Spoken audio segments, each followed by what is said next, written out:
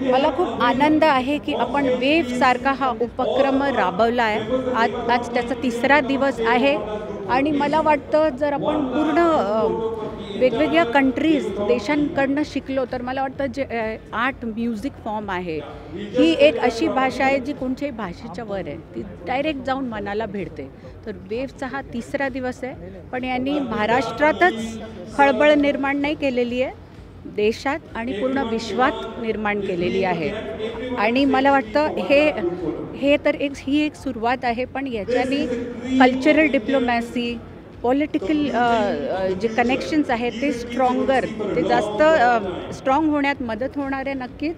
आणि जे आपले आर्टिस्ट आहेत, आपलं जे फोक म्युझिक असेल, रिजनल, क्लासिकल, त्याला पण एक छान प्लॅटफॉर्म मिळालेला आहे टू गो ग्लोबल. कारण आता to go global we need the strength of our culture, आणि ते कल्चर आपल्याला इथं वेगवेगळ्या स्टेशन्समधनं दिसून येतं. मॅम ॲक्च्युली एकीकडे पीएमच्या असल्याचं ओपनिंग झालं, स्टारकास्ट आपण पाहिली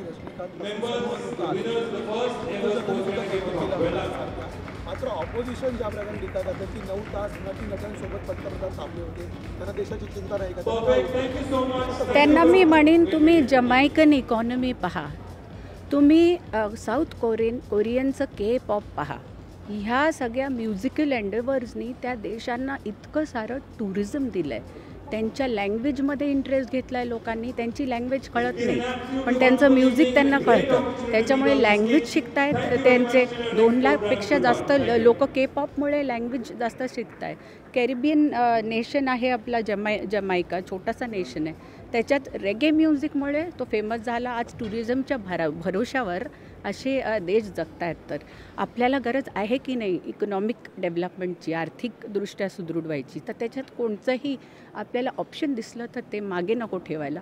म्युझिक, कला, नाटक हे जे आहे ऑप्शन, ते खूप मोठं ऑप्शन आहे, ज्यांनी आपल्याला टुरिझम मिळतं, कल्चरल टुरिझम मिळतं, आणि ते आपल्याला एक्सप्लोर करत राहायला पाहिजे. आणि ह्या लोकांना नीट पॉलिसीजच्या द्वारा सपोर्टही करायला पाहिजे, जे मोदीजी करतायत त्याचा मला आनंद आहे.